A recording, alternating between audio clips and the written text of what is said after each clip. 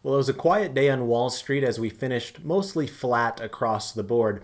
However, we did have a little bit more of a bearish feel towards the end of the day as we did have a little bit of a sell-off there in the last half an hour or so. Most of the indices did close near the lows of their session. However, from an intermediate term perspective, we still have that bullish posture in place. There are a couple of things that I want to identify during our chart analysis tonight, looking at some bullish intermediate confirmation signals that hit across the board on all four of our major market indices in the United States, but also want to talk about some potential near-term divergences that are showing up. So we're going to get into all of that, and then we're going to take a look at a trade application example that is a rare bearish trade in 2019, where we do have some bearish postures coming into the healthcare space. So I want to focus on that particular area in our trade application. So with that out of the way, let's go ahead and get started. Welcome to the Market Outlook video presented by MarketScholars.com. I'm your host, Brandon Van Zee. It's February 26, 2019. If you are new, first of all, welcome aboard. Remember, you can go to our YouTube channel, click subscribe while you're over there, and also check out our description area where you can sign up for our email distribution list. In addition to YouTube, we're also heavy users of Twitter. You're welcome to follow me at Brandon Van Zee. If you ever see these Market Outlook videos on Twitter, we would encourage you to click like and retweet if you get value out of them. Also, we have a presence on Facebook. If you want to join our group there, go ahead and check out that web address embedded in the logo in front of you. All right, let's go ahead and dive into the charts now. As you can see, I've got chart 4B pulled up in front of us for those of you that are premium market scholars.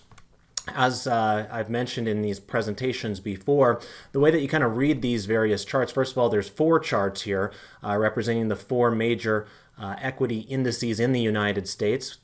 The S&P 500 is in the upper left. The Dow Jones is in the upper right. We've got the NASDAQ Composite in the lower left, and then the Russell 2000 in the lower right. Each one of these charts is 3 months in length.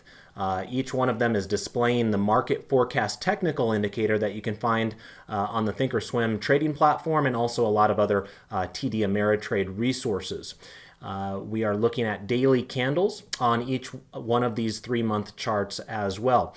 Now, the ThinkScript programming code that we've got kind of built in to these charts for our premium subscribers is basically giving us a quick visual on whether we have bullish or bearish postures on these indices. Now, remember, there are different time periods involved when you are establishing your posture. Unless you hear David and I say otherwise during these presentations, assume that when we say posture in general, we're referring to an intermediate time perspective. So we're not referring to the next day or even the next week. An intermediate time perspective is usually the next couple of months.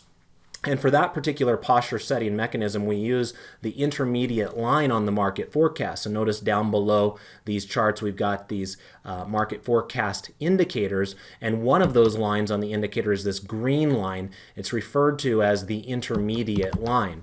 Now remember that these labels that are kind of embedded in here as well will tell us where is the reading currently for the intermediate line. So as an example, on the S&P 500, it's at 95.25 and falling. However, remember that as long as the green line is in the upper reversal zone, like we do see it here today, upper reversal zone on the market forecast indicator is 80, so keep that in the back of your mind. It's slightly different than the stochastics, which most of you are aware is 75. So anything above 80 we would consider to be a bullish posture, and that's where we continue to find ourselves. Obviously, we were only down 0.08% today, so it was not a big sell-off day by any means. So the chances of us retaining the previous posture is reasonably high, and of course that is the case here today.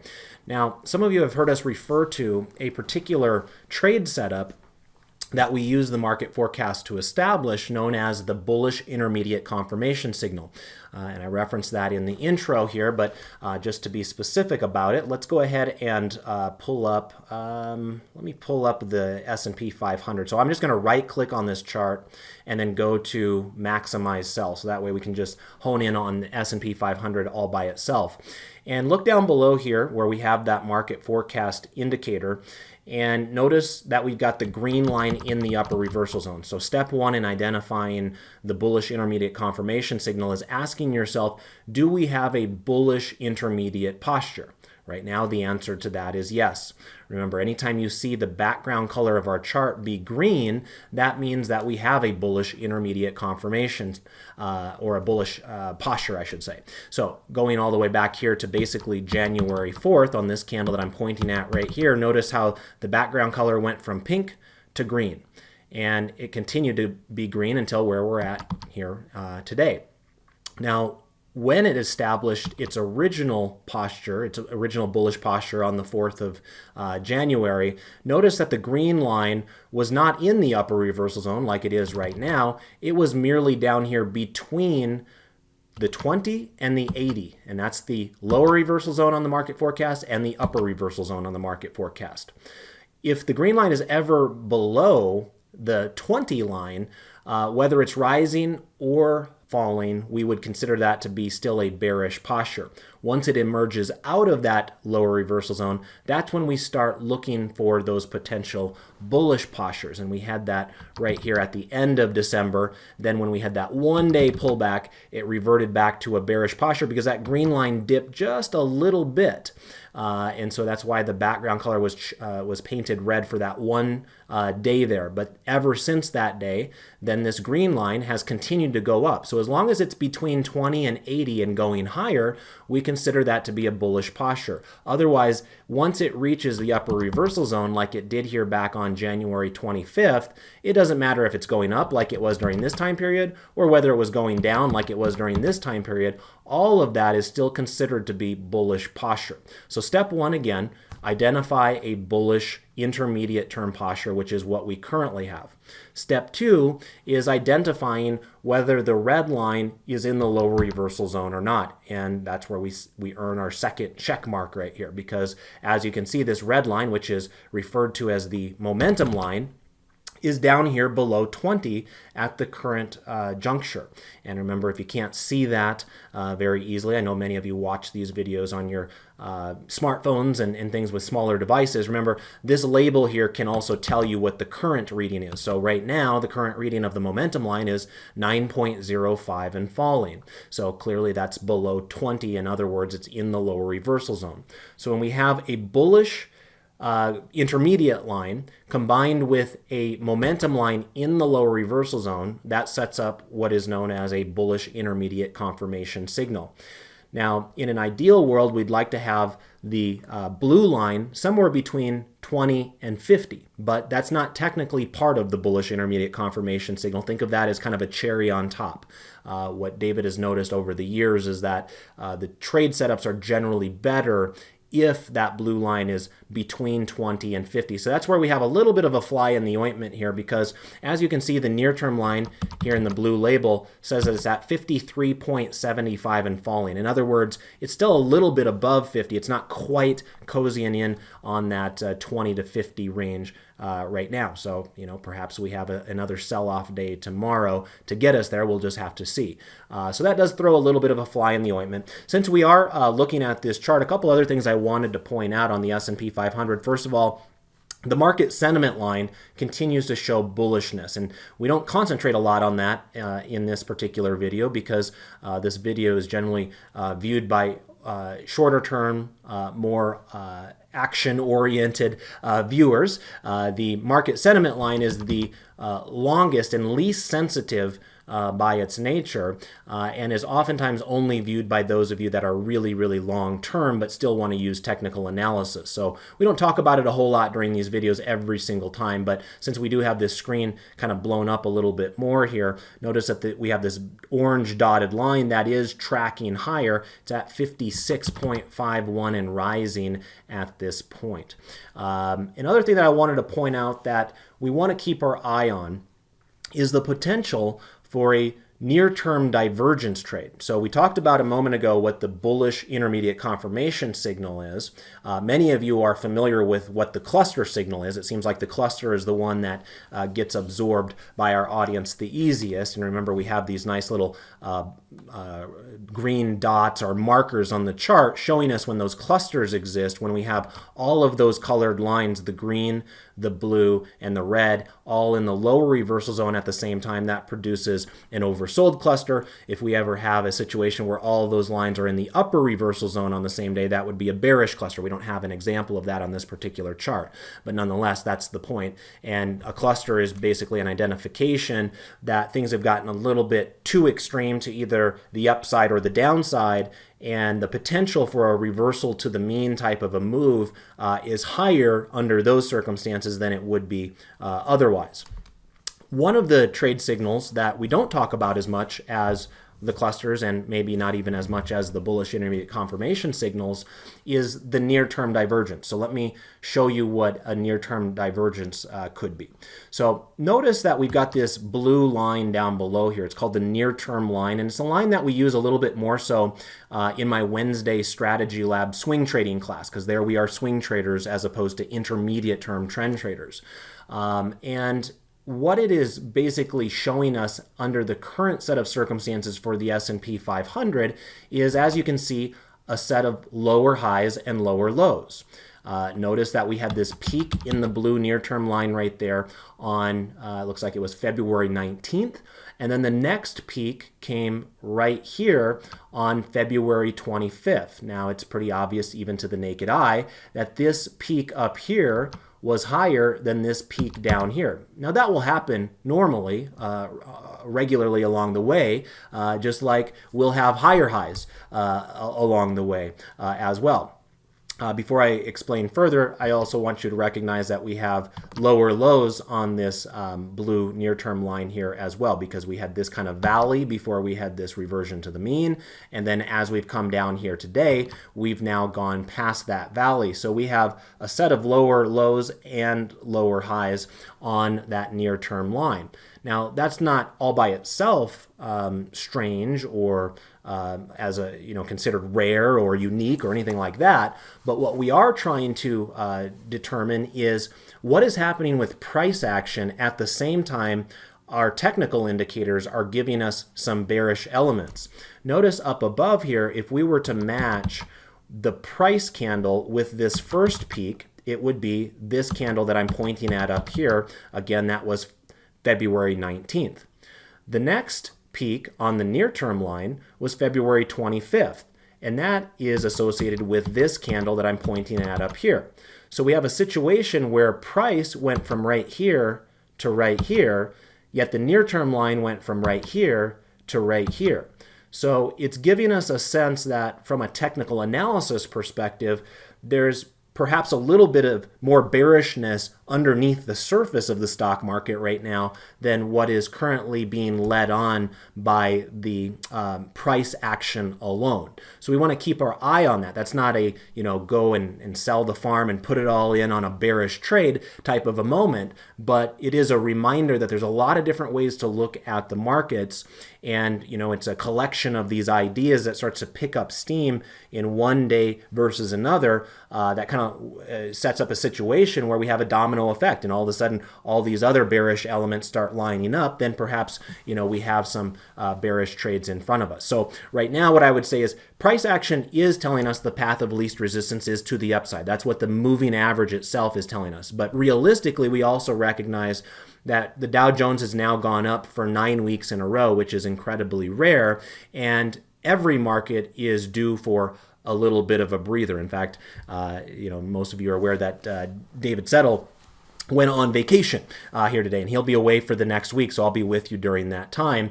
And one of the inside jokes, as those of you who have followed us over the years, is that whenever David goes on vacation, the markets tend to get a little bit more bearish. Now, obviously, there's nothing precise about that, more of just a recognition of something silly, but nonetheless, hopefully this kind of breaking down of the bearish near-term divergence idea is a little bit more obvious to you now that I've shown it to you in kind of real time right here. So we're going to keep our eye on that going forward. But just to move the conversation along, I will point out that the vast majority of the indices here today were mostly flat. The exception of that was the Russell 2000, which was down a little bit more substantially at 0.71% to the downside. But all of these indices do have bullish intermediate confirmation signals. One thing I will point out again about the Russell 2000 is notice that the momentum line is at 0.16 and falling. In other words, it's as close to zero as you can almost get.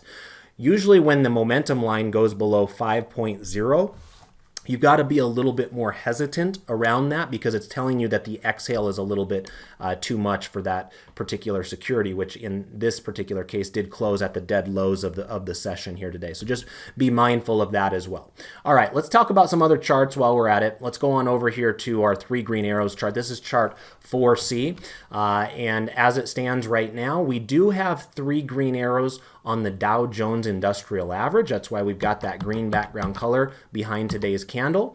But that's the only one. Notice that we did get a red arrow coming in on the MACD on the S&P 500. We've had a red arrow on the MACD on the NASDAQ for a few days now. And on the Russell 2000, we received a red arrow on the MACD as well. So that is telling us that there's a little bit of a loss of price momentum within the indices as we're up here near multi-month highs.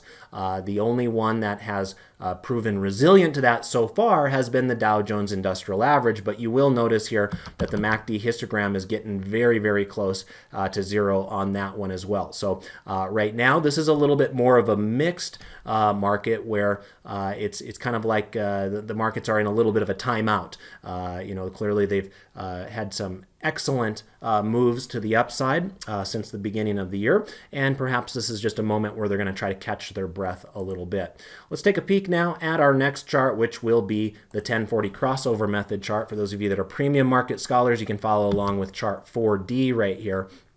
And notice that we do have something to report. This is something that I mentioned last week in anticipation of it occurring this week. Right now we are starting to see the signs of it actually taking place. And what I'm referencing is the S&P 500 appears to be receiving a bullish crossover. In other words, a golden cross. Remember, we use weekly candles on this, and we use a 1040 crossover method. But if you're using daily candles, which many of you theoretically are, you would use a 50-day and a 200-day moving average. They're basically the same thing because remember there's 5 trading days in every week. So 10 weeks times 5 trading days is your 50-day moving average, and 40 weeks times 5 trading days is 200-day moving average. So they're basically the same thing for all intents and purposes.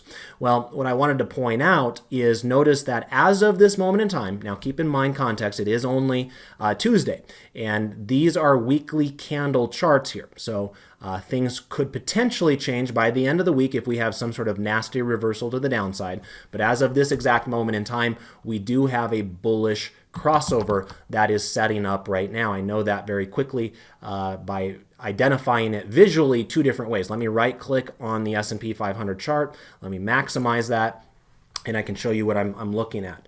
Up here, you can see that the background color of the chart is changing from pink to green, signifying in this particular chart's case that we have gone from a bearish crossover that occurred back here in probably December of last year, maybe November, and has now crossed back up. So notice that that orange line crossed below the blue line back here, and that's when the background color started changing to pink. And now that it's gone back up and this orange line is back up above the blue line, the background color is now changing back to green. Now I can also see that visually down below with this MACD2 lines that we have as part of our charting package as well, where that black line goes up above that pink horizontal line. That's basically telling you that the moving averages are crossing at that moment in time as well. So again, I want to stress this is only Tuesday.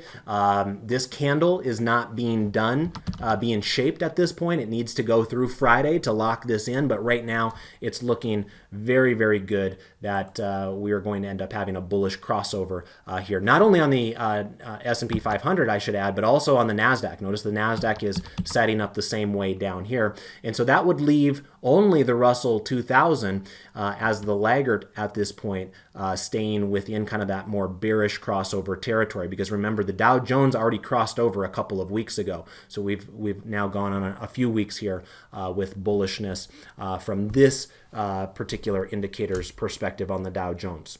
All right, let's now talk about a little bit of our 12 grid analysis, starting with the intermarket analysis 12 grid. Now remember, when we're looking at these 12 grids, the background color of the charts will tell you whether we have a bullish or a bearish posture using the intermediate line on the market forecast indicator.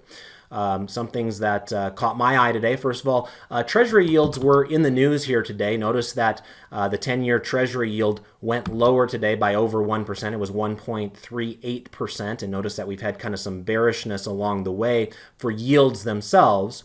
And the reason that is somewhat relevant today, many of you might have heard that Chairman Powell of the Federal Reserve was speaking here in D.C. today.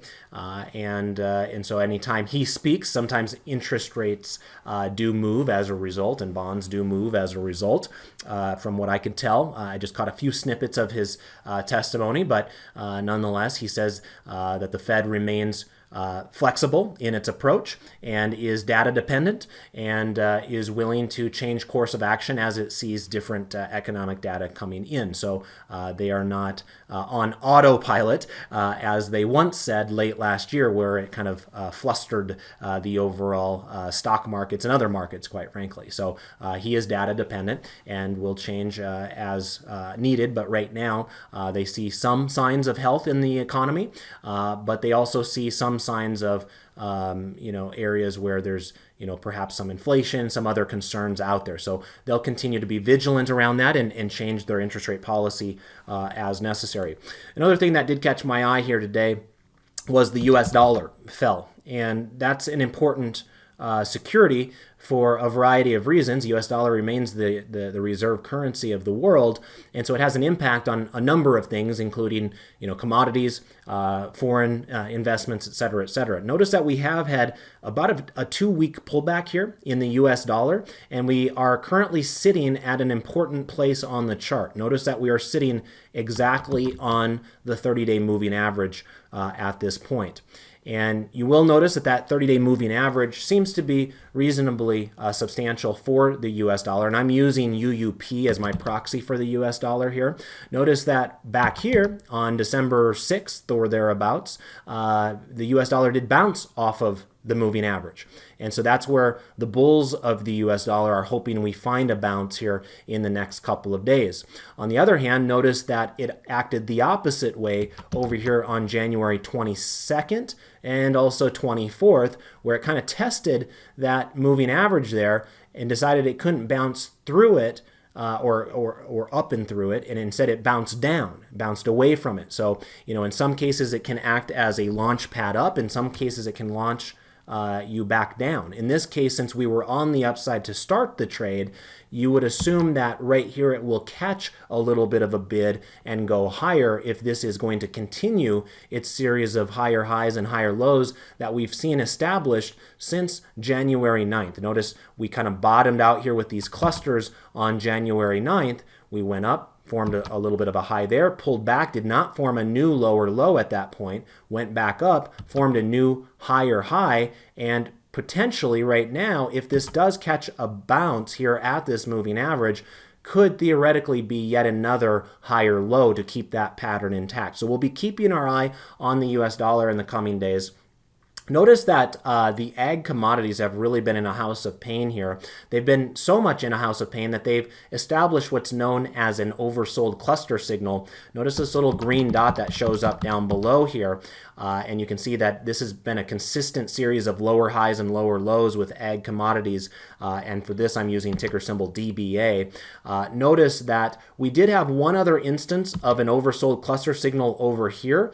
And you will see that we kind of stabilized for about a week after that, even went higher, closed above the moving average a couple of times. So there was a legitimate reversal to the mean that took place after the last oversold cluster signal. So while the trend is decidedly still bearish on ag commodities, don't be surprised if DBA catches some sort of a bid back up towards that downtrending moving average at some point in the coming days and weeks. Notice that gold was up just barely today. It was up 0.12%. It does have currently a bearish posture using the market forecast intermediate term line. However, its price action does remain resilient to the upside. A lot of interesting developments, by the way, within the gold space here in the last couple of weeks. Many of you are aware that Rand Gold and Barrick Gold got together and kind of merged together to create a really large gold mining company. And then news came out a few weeks after that Gold Corp was going to be purchased by Newmont Mining to create another kind of mega gold producer here in North America. Well, news did break here within the last 48 hours that Barrick wants to come in and buy Newmont before Newmont has the ability to buy Gold Corp. So it's a little bit of a love triangle that's taking place there. But nonetheless, there's a lot of merger activity that's starting to take place in that area that has been beaten up for many years, that is now starting to come in and shine and give us some nice upward price movements out of the securities themselves. So keep your eye on the gold space as well. We did have some upward price movements on crude oil today. It was up about 0.92%. That does remain above a rising moving average and does retain its bullish posture as well. Let's take a look at our next 12 grid, in this case foreign stock markets 12 grid. Here, the only two bearish charts on the board are Brazil and Russia. And I use the term bearish loosely. It is true that their posture is bearish according to the market forecast intermediate line. However, I wouldn't go overboard with that philosophy, just considering that both of these are doing quite well here in a recent time period. In fact, notice that Brazil is up about 17% over the last 3 months of this chart. Russia is up a little bit more of a muted 3.4%, but nonetheless, it is up, and it's up near the upper half of its range over the 3-month period. So until we start seeing legitimate signs of lower lows and lower highs, it might be a little bit better just to be hesitant towards bearish trades there. But perhaps this is the start of something where we start seeing some of those bearish postures develop from the market forecast perspective. You'll notice that the intermediate line on EWZ, which is Brazil, is at 54.80 and falling, and Russia, the intermediate line, is at 57.56 and falling. The other charts all have bullish postures right now, and many of them are trading near their top end of their 3-month range. In particular, I'd like to point out China up here in the upper right. Notice China is now up 8.5% over the last 3 months. It had a huge bump yesterday as news was breaking that the trade talks between the U.S. and China were coming along nicely. It did give back some of that today, but this remains largely in a nice established uptrend at this point. Let's go ahead and take a look at our next chart setup, and this will be chart 4G, our U.S. sectors 12 grid. And you will notice here that the only sector that's giving us a bearish posture on the intermediate line currently is the communications sector. Also notice that in the last couple of months, we have had a couple of instances of overbought cluster signals there with the communications sector. So that's kind of interesting to note as well. It does remain above a rising moving average, so price isn't giving us anything really nasty to consider at this point. But if we start seeing a breakdown below, let's say this low that we saw established on XLC on February 7th, then perhaps things will start, having a domino effect to the downside. We'll just have to keep our eye on it, but be aware of some of those, bearish indications coming in from a technical analysis perspective, specifically within the market forecast indicator. Otherwise, most of the other charts, do look pretty strong, right? We were hitting, just yesterday, we hit a new multi-month high on technology as just one example. We could say the same thing with discretionary and with industrials as well. So while a lot of these did show a little bit of red here today, for the most part, the trends remain intact. A lot of the U.S. sectors are still pretty darn robust at this point.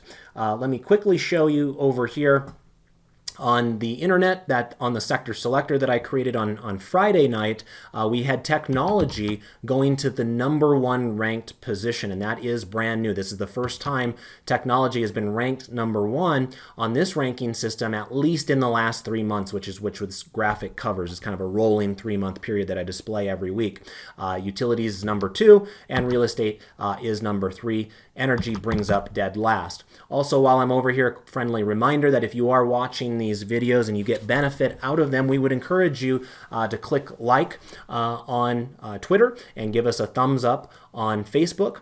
We try to make that nice and easy for you. First of all, on Twitter, we always pin the tweet to the top of our timeline to make it nice and easy for you to find, even if you're not on our website. But if you are on our website at marketscholars.com, remember you can just watch the video directly from the blog itself. And while you're watching it, right down below here, we've got a couple of links established. Thank you to the 94 of you that clicked like the last time I did the video. And then you can also click thumbs up here if you are on Facebook to let us know that you appreciate these.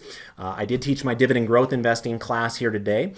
We did have an excellent discussion on REITs and the nuances of real estate investment trusts and how you evaluate those much differently than how you evaluate the 10 other sectors that are out there. So for those of you that are premium market scholars and you're interested in that particular topic, make sure you go to our calendar and watch the recording from earlier today. Tomorrow I will be teaching my strategy lab class at 2 p.m. Eastern time, where we'll be doing some swing trading. And of course, Thursday I'll be doing my Q&A session. All right, let's now talk about our trade application for today. I'm going to come back on over here to chart 4A, and I'm going to take a look at ticker symbol UNH. Now, as I was mentioning before, the inside joke is that when David goes on vacation, the markets get bearish. And so this is actually the first bearish trade I've taken in 2019, and thankfully so. Obviously, the markets have been very, very bullish, and we don't want to fight against that bullishness very often, if ever. So I am thankful we haven't done, or I haven't, I can't speak for David, but at least I can say that I haven't done any directionally bearish trades during these videos in 2019. I did do an iron condor or two, so more neutral, but haven't done a bearish one. So let's kind of mix things up a little bit here today and do something a bit more bearish. You will notice that United Healthcare did close lower today. In fact, it closed near its lows of its session. It was down about 0.61% here today. Notice that this candle that was established today followed yesterday's sell-off as well. And we've really been down more times than not over the last week. Notice that we kind of topped out here more recently on February 29th on UNH, and has consistently gone lower with lower highs and lower lows each day after that. And so what makes today a little bit different than the other days is a couple of things. First of all, we are now trading below that moving average. Notice that up until yesterday, we were constantly above that rising moving average. And there's always that kind of fear in the back of your mind that that moving average will be used as a support area, kind of similar to how it was back here. Notice these two candles kissed that moving average and bounced back up off of it. Well, you can understand why that could be a fear in this candle's case yesterday, where it's touching that moving average, and the fear is that perhaps it bounces off of it and goes to the upside again. Well, the market had other things in mind. You can see that the market decided that UNH would slice directly through that moving average and is not going to be using it, at least at this juncture, as a support. Now, the other reason, and the reason that it would be brought up in this particular video, because our focus here in this video is on the market forecast indicator, is you'll notice that the background color of UNH's chart is now pink. Remember, that's kind of rare because most stocks are doing reasonably well right now. Well, this is one that sold off for the last week, and therefore its posture is starting to change. Now, whether that leads to some horrendous fall in the stock price or something along those lines, we'll never know. But what we do know is there is a little bit of wear and tear on this chart right now. Notice that this green line fell out of that upper reversal zone. So notice that the green line is now at 79.50 and falling. And so when that occurs, technically that is what we would consider to be a weakly bearish posture. Not a strongly bearish posture, but a weakly bearish posture. We also have to recognize that most markets are holding up reasonably well right now, so we don't want to get overly aggressive with a bearish trade in the face of some of that information. But one thing that I did notice about this particular chart is it seems to be really struggling to get up and through kind of this $271 area. Notice that it touched 271 back here for the first time on January 30th, at least the first time in this most recent move. Notice this candle that I'm pointing at right here. It kind of hovered around that area the next day and then fell a little bit, went back up, touched that area again, fell again, came back up here to that same area, rejected it one more time and fell yet again. So because that seems to be an area of interest for sellers, what I thought we would do here today is look at a bear call spread where we can establish our break-even price above that resistance area.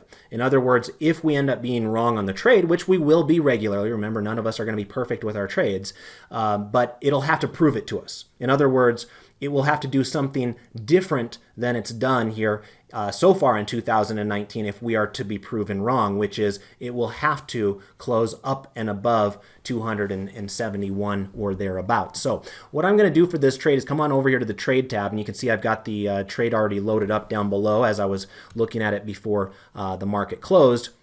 And what I'm doing in this case is I'm looking at the contracts here that have 31 days until expiration. Now note, these are the weekly contracts. Remember, weekly contracts are not as liquid as monthly contracts in most cases. And so I'm stressing that here because we have to use limit orders in this particular case. And it's possible we might not get filled. And that's okay as well. There'll be plenty of other trades out there if we don't get filled. But nonetheless, it is true. Weekly contracts are a bit less liquid than the monthly ones that are out there. But you will notice that if I look at the 272 call, which will be my sold strike in this bear call spread, that if I look at where that is on the option chain, let's see where it is, 272, there it is, that this is currently the 25 delta on the strike chain there. The 275 would be the delta that is about 19. Now, just because we have strikes that are available for us to trade doesn't necessarily mean that they're the best trade setup. One of the things that we try to strive for when we're setting up these credit spreads is to receive a return on risk of at least 30%. Now, I've seen some comments from people out there that say, well, I don't want 30%, I want 40%. Are you crazy? And in the end, there's not a right or wrong, right? Some people will only want 20%. So in the end, do what's right for you. But what we try to establish here generally in the videos is getting a return on risk around that 30%.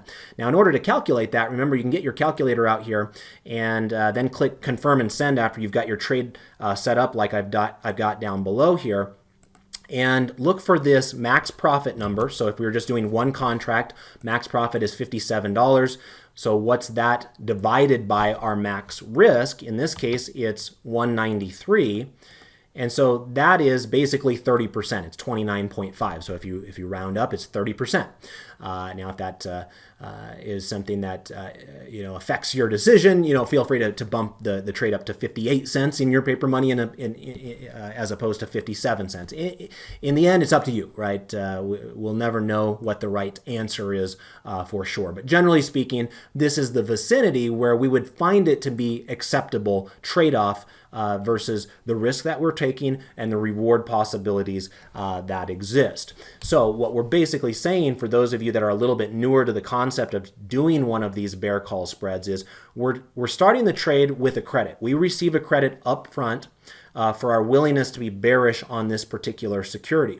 Now, how we end up retaining that money and making that profit is if this particular stock does not go up over a certain level. Now, that certain level is known as a break-even price, and you can see right here on the order confirmation dialog box itself, it says for this trade, if we were to get filled at 57, that our break-even price on the trade is $273.07. So if we went back over to the chart here briefly, 273 is basically right there.